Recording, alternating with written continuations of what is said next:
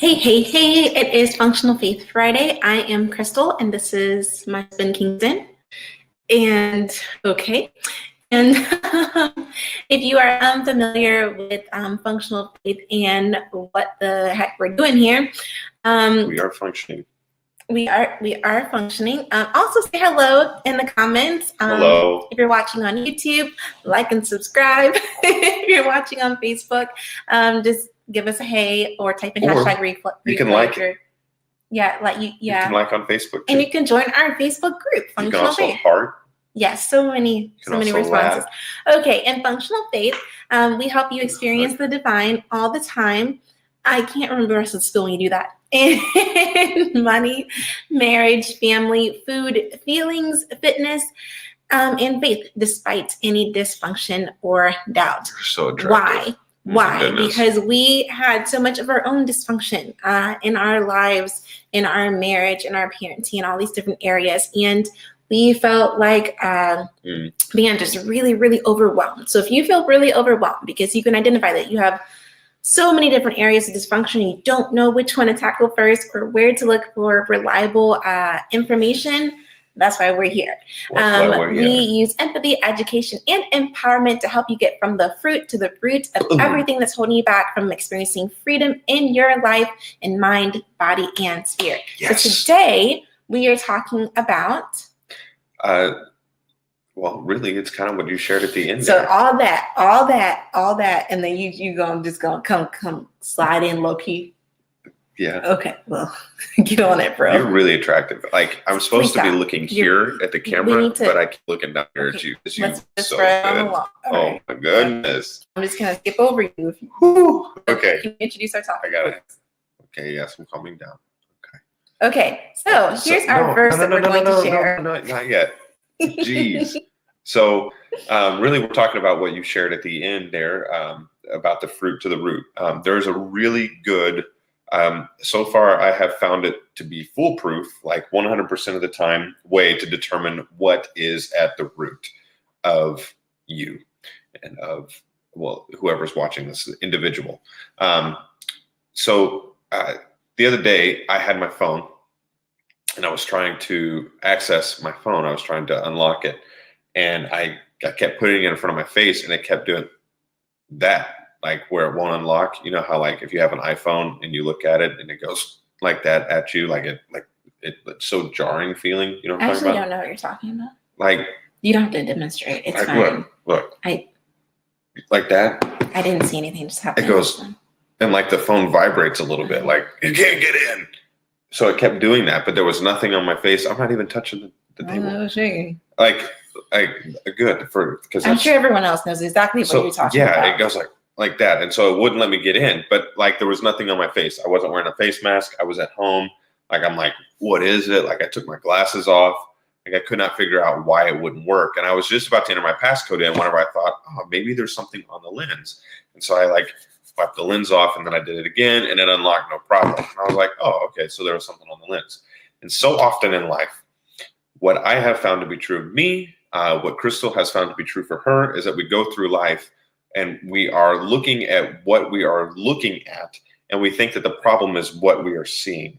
But really, the problem is our own lens. The problem is us. And there's something on our lens that if we remove it, we can see clearly what is out in front of us. So the problem wasn't my face. The problem was the lens that my phone was looking at my face with.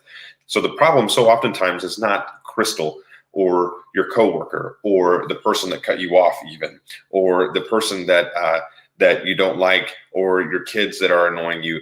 So often the problem is not them. The problem is you. And I know that may not be very popular or fun to hear, but it's true. So we're looking at Luke 6. That's a passage, right? A good tree does not produce. You didn't put the address in there. Well, it's the end. Okay. Couldn't get the whole. A good tree doesn't produce bad fruit. On the other hand, a bad tree doesn't produce good fruit. For each tree is known, but it's by its own fruit. Figs aren't gathered from thorn bushes, or grapes picked from a bramble bush.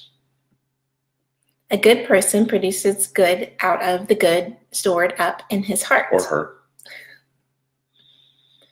An evil person produces evil out of the evil stored up in his heart. Or her. For his mouth speaks from the overflow of the heart. And the address still isn't there. I apologize. It's Luke 6. It's Luke 6, 43, 44, and 45. That's what we just read. And really what we want to hone in on is out of the abundance of the heart, the mouth speaks. That's a really popular verse. And we wanted to have the full context because the full context kind of adds flavor to it. It kind of supports what we're going to be saying from here. But, we do fruit to root work, and we do fruit to root work and root to fruit work. We do both of them, because a lot of times you can look at what's being produced and can then work backwards to see, okay, here's the root of why that's being produced. But a lot of times, if you can get a look at the root, then you can change the actual fruit that's being produced. I know that was really weird. I confused myself in saying that. But out of the abundance of the heart, the mouth speaks. Do you want to share, Krystal, your perspective of that verse as it used to be? You can use me as a negative example if you like. Oh, okay. You mean how I used to see that verse? Mm-hmm. Okay, so we would get into arguments, and so I can use it as a negative.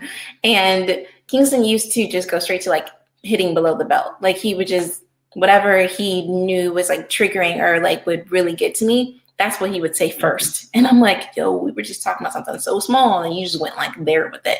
And I would always say, like, why do you do that? Why do you go straight for like the below the belt? Why do you I feel like it's Dr. Jekyll and Mr. Hyde, because like when everything is fine, then like I'm the best wife in the entire world. Like Halle Berry ain't got nothing on me. And then you get a little bit like I ask a question and you assume I'm being critical, or like it's like I'm blindsided by like really, really, really negative criticism. So like, which one is it? I'm going to go with that one, the negative one, because I think that's like you're showing your true colors, because out of the abundance of the heart, the mouth speaks. So when your guard is down, when you're just popping off, you're just speaking, that's what's really underneath. Yeah. And I understood why she thought that. And I thought it too. I was like, well, dang, she's right. I'm terrible, and I must secretly think really bad about my wife, even though I don't know that I do, because I really think very highly of my wife. But I guess in my heart, I think really badly of her. It was very confusing for me, very confusing for her. It was just messed up. And we were wrong. Like that was wrong. It was wrong. Like I didn't think poorly of her. The issue wasn't her. The issue was me. I thought poorly of me. I thought negatively of me. I'm just going to be honest with you guys. Krystal talked about where she puts her coffee the other day. If you haven't watched that video, it was posted on Tuesday. That was just for one video. We don't need to talk about that repeatedly. Right. But she talks about a place where she puts her coffee and it's not her mouth. So, and I put coffee there too, by the way. Okay. I didn't want you to feel alone in that. Okay. So, and she talked about an incident that happened, and she didn't get into it because that wasn't the point of that video, and we won't get into it necessarily all the way here. But I said something to Krystal. I told Krystal, I don't want to be around you. And it hurt Krystal whenever I said that. And just the power of words. I didn't yell it. I didn't do anything. I just said, frankly, I just don't want to be around you. And it makes me really sad to hear myself say that. It made Krystal really sad. It may make her sad even now to hear me say that again. Yeah, thanks for letting me know you're going to say it. I'm sorry, baby. It's not good. Here, let me give you a kiss. Nope. I'm good. Thank you. Move on. Let's give you a hug. All Make right. you happy. I love hugs. She actually doesn't love hugs, but I do. She actually secretly does love hugs. But, do I? Yeah. No one told me. So, looking at what I said to her, it was not true. And as it came out of my mouth, I knew it wasn't true. It didn't feel true to me. But I said it. And as I take what we've been learning, and as I look at that, my mouth spoke. Out of the abundance of the heart, the mouth speaks. A good tree does not produce bad fruit. A bad tree doesn't produce good fruit. So that was bad fruit, came from my heart, but I wanted to be around her. And I think very highly of Krystal. So what was that? Well, the reality was I didn't want to be around me. I was frustrated and disappointed in myself.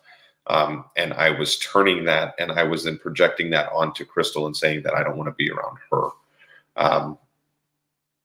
Just another example that's kind of more lighthearted, and I've shared this before, so you may have heard it, but somebody didn't use their turn signal one time. And I thought, wow, they really should have used their turn signal, because I could have taken that opportunity to go if I knew they were turning. I couldn't plan what I needed to do because they didn't let me know what they were doing. And they should have. And then I quickly caught that thought, take every thought captive, right? I captured it. And I thought, okay, what was that? Why do I care what this person does? It's not a big deal that I didn't take that opportunity. Another one came quickly thereafter. So why did that bother me so much? And I captured that, and I thought about it, and I said, I need to use my turn signal, because that's what we do. That's how Krystal and I practice this. We say they need to do this. Okay, so now let's turn that around. We have a process where we get to where we can turn that around and say, I need to do this. Krystal needs to, tickle my back more, because I love that I have my back tickled. Well, I need to tickle my back more. Okay, well, what does that mean? Oh, I need to care for myself more. Things like that. They need to use their blinker. I need to use my blinker. Well, but I'm not turning, and I use my blinker pretty religiously. I do a pretty good job of using my blinker. Does this count as using your blinker? Blink, blink. Yes, it does. That's coming over, because by the time it's someone done, has to be staring at your card. Well, I use it though. That's the point. So I cannot believe you just professed, I use my blinker religiously. I do. Well, I don't use my blinker if nobody's there. I'll be honest. I always look, and like if nobody's there, I'm like, I don't need to use my blinker. Just blink, go blink. over. But now I do it because our car won't let me go over, because it's got the lane assist. It's like, don't go over. So now I use it anyway. But sometimes I just force it, because you're not going to tell me what to do. But anyway, I thought I need to use my blinker. I was like, well, okay, maybe this is outside of cars. So then I thought, okay, one of the biggest critiques that Krystal has of me, which is an accurate critique, is that I do not communicate very well what it is that I'm doing, because I think that what I'm doing makes sense, and that what I'm doing most of the time should make sense to everybody around me, and they should just get it. I don't have to explain myself, because what I'm doing makes sense. And if you have common sense, then you'll know what it is that I'm doing, and I won't have to tell you. Which is foolish, right? It's silly. And so Krystal's like, well, I didn't know you were doing it. This is a common conversation in our house. Did you do that? Yeah, I did that. I didn't know you were going to do that. It really messed me up over here doing this, because I didn't think you would do that. And now I have to change what my plans are. Oh, well, you should have known I was going to do that, because common sense. So I thought, oh, wow, blinker. I need to use my blinker. I need to communicate what I'm doing so that others can plan accordingly. And what frustrated me so much about this person not doing that to me is that I don't do that. And that was just kind of a nice little check. And actually later on that very day, Krystal's like, hey, did you do this? I was like, yeah, I did that. Well, why didn't you tell me? I didn't know. I was planning on this. I was like, oh, well, sorry. So those are some examples. But here's the point. When we go through life, anytime we complain, anytime we grumble, anytime we point the finger at anybody else, anytime we take issue with somebody, anytime we lose our temper with somebody, I'm telling you so far, and I've been doing this for a little while, Chris has been doing it longer than I have, 100% of the time, so far, 100% of the time for us, the issue hasn't actually been there. Now, there might be some issue there, but what's really bothering us is not outside, it's not external, it's internal. Because out of the abundance of the heart, the mouth speaks. Mm-hmm. So if someone is speaking poorly about a situation, it can be really easy to say, well, they must think very poorly about whatever that is. No, they probably think really poorly about themselves in some area. Mm-hmm. So now, obviously, there are some circumstances and scenarios where there definitely is a problem out here. Right. Like when it's an issue of justice or abuse, right? And so it's not that this cannot be applied. It's just that you apply it to better handle that situation. Exactly. So it's not that you're not addressing the issue with the other person. You for sure addressing the issue with the other person. But what it leads you into is before addressing that issue with the other person is you're going into empathy, right? Because you're finding what's true about them within yourself. Right. So now you're coming to them with empathy. You're speaking the truth and love. How does one do that without really coming being empathetic in that moment, right? You can't speak the truth and love with somebody without empathy, because then you're just being rude. Mm-hmm. Then you're just, I'm gonna tell, because you need to know, and so I'm gonna speak this truth and love. That's not. And so you're coming with empathy. You're coming to that person, even a person who truly, truly, truly hurt you. You're coming to them with gratitude, because you were able to access a level of healing within yourself, being able to see something about yourself and love yourself through that. Right. You're dealing with your own ego. You're dealing with your own, some people call it your shadow. You're dealing with your flesh. In Christianity, you died to yourself, and that's with what you saw when you did this work, right? So you're coming to them with empathy. You're coming to them with gratitude, and you're able to forgive them because you see it in yourself, and you're able to have healthy boundaries because it's like, okay, you know what? I treat myself this way. I'm giving this to myself. Mm-hmm. And so now I know that it's right and okay and good for me to expect this from others. And I'm not going to demand it, but people who love me and who God wants in my life are going to respect this need of mine for safety, for consideration, for whatever it might be, right? For respect. And if that's not what you're able or willing to do, then I'm going to have this healthy boundary, but I'm not building a wall.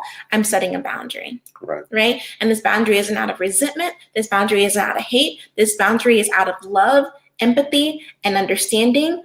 But you are responsible for you, and I'm responsible for me. I'm taking ownership of myself, and where I see the same, ugliness, evil, as the passage said, or whatever it might be, in where I'm seeing in you, I found it in myself, and I surrendered it to God, and I'm working on me, and you work on you. And if you can't respect my boundary while you do that, then that's okay.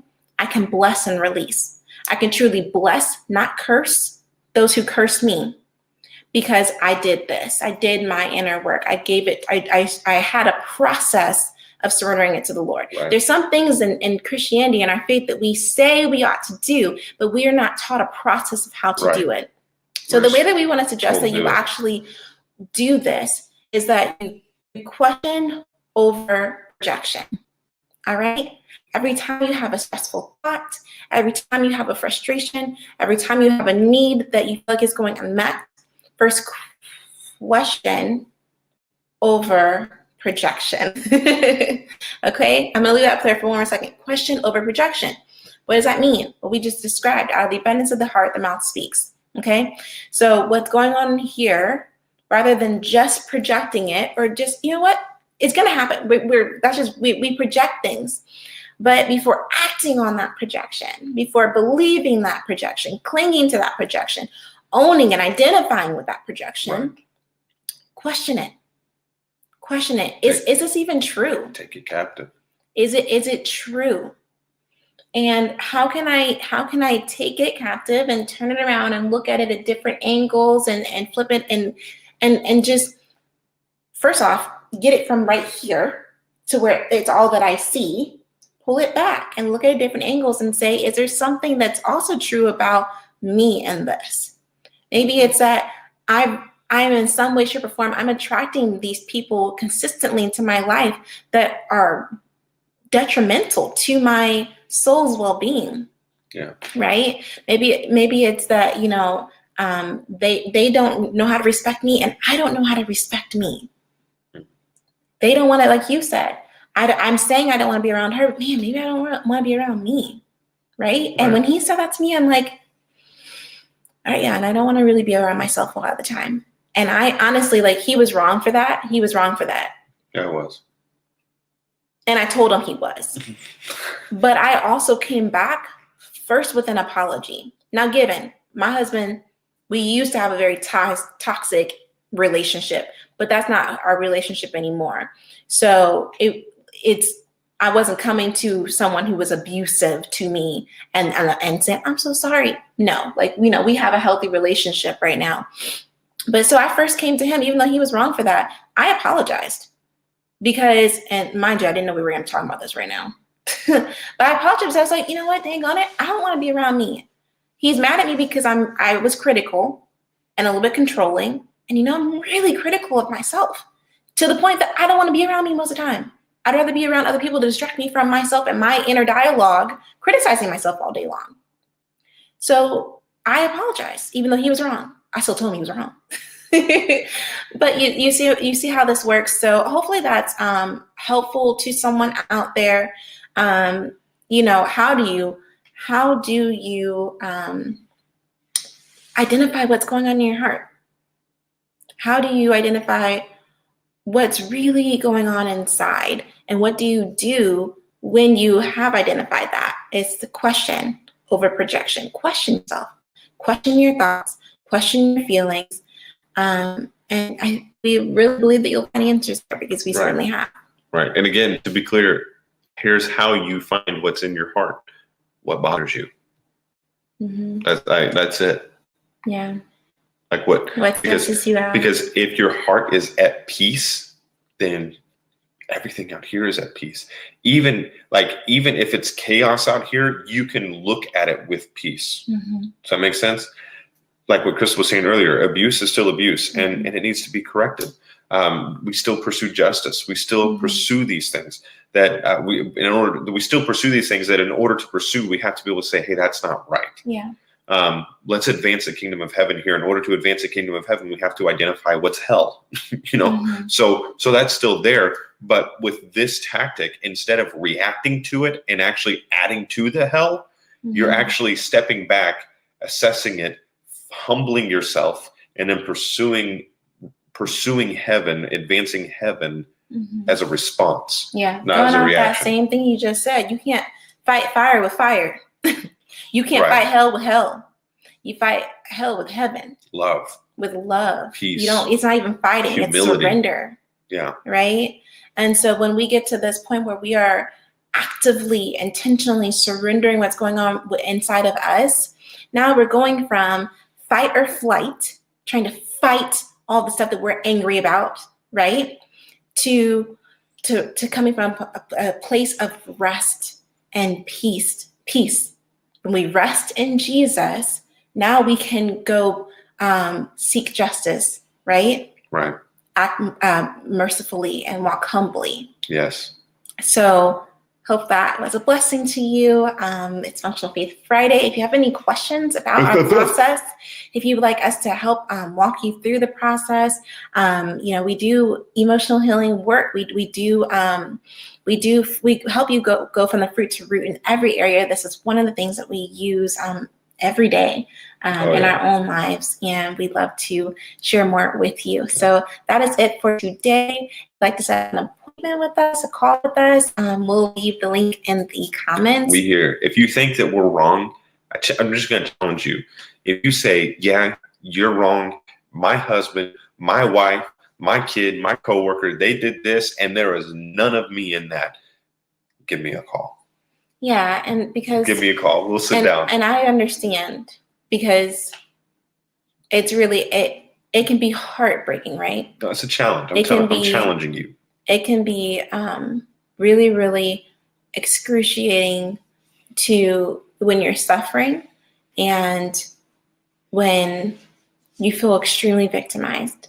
But and you were extremely victimized. Yeah. We're not downplaying any of that. We are here to empower you, right? And that's what God has for you, is for you to be empowered. I know we keep almost ending it. I'm going to say this. Here's something that I realized. I have been a victim. I've been a victim of sexual, mental, physical, emotional, spiritual. So every kind of abuse. So I've been a victim of abuse. Okay, so I just recently had to be honest with myself and realize that I was abused in the past. And the reason why that abuse is affecting the present is because I'm continuing to victimize myself. I'm continuing, frankly, to abuse myself because of the abuse in the past. So that's just real. That's reality. So that's what this work has done for me. That's what this work has done for us, is it helped us realize, hey, like, where I'm not taking away from the fact that I was a victim, that wrong was done to me, but the reason why that's impacting me days, weeks, months, years, decades later is because I'm now allowing it to impact me. So. Yeah. And that can be controversial, but all we're saying at the end of the day is that God's a healer. Yeah. Jesus heals. And it's not just for afterlife. It's for today. Jesus has healing for you today. God loves you today. God redeems today. And it could be controversial, but I'm saying it because I firmly believe it to be true. And we've experienced freedom by realizing it and owning it. Yeah. And moving past it, leaning into it. So. All right. Well, we love y'all. Yeah. And